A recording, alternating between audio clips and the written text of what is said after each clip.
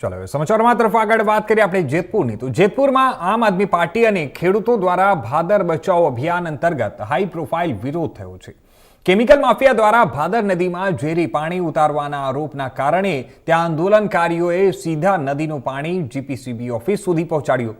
કેનેરાલી જે લુણગરા વિસ્તારમાં ભાદર નદીમાં ઉડતી કેમિકલ યુક્ત ફીણના ગોટે ગોટા નદી પ્રદૂષિત થઈ રહી હતી।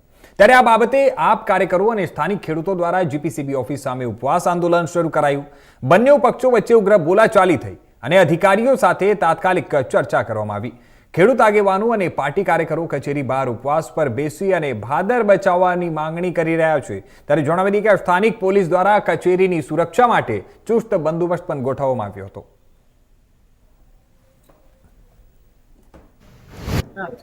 મારું નામ ધાર્મિક માથુકિયા છે। જેતપુર ખાતે છેલ્લા 40 વર્ષથી ભાદર નદીનું જે પ્રદૂષિત પાણી છે ને એનો મુદ્દો ઉછળી રહ્યો છે। ભાદર નદીનું પાણી જેતપુરથી લઈ પોરબંદર ને ઘેડ વિસ્તાર સુધી આખા પટ્ટામાં જઈ રહ્યું છે।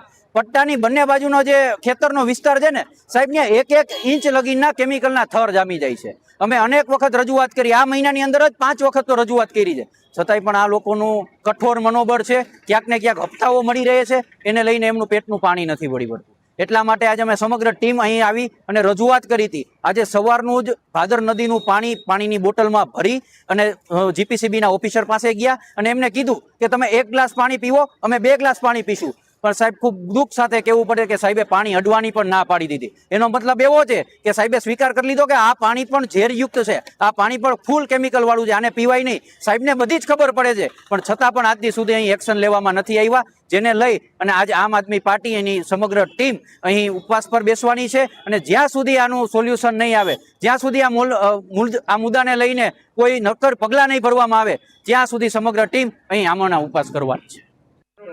મહેશભાઈ કોટડિયા। મહેશભાઈ, આજે શું કહેશો? જીપીસીબી ખાતે તમે આવ્યા છો ને સાહેબને પણ તમે સારા દિવસ જીપીસીબી ઓફિસને આજે અમે ઘેરાવો કર્યો છે અને આજે અહીં અમે ઉપવાસ આંદોલન શરૂ કરીએ છીએ કે જ્યાં સુધી ભાદર નદીની અંદર જે આ પ્રદૂષણ માફિયાઓ છે કે કોઈ ધુવાડાથી, કોઈ અલગ અલગ જગ્યાએથી કે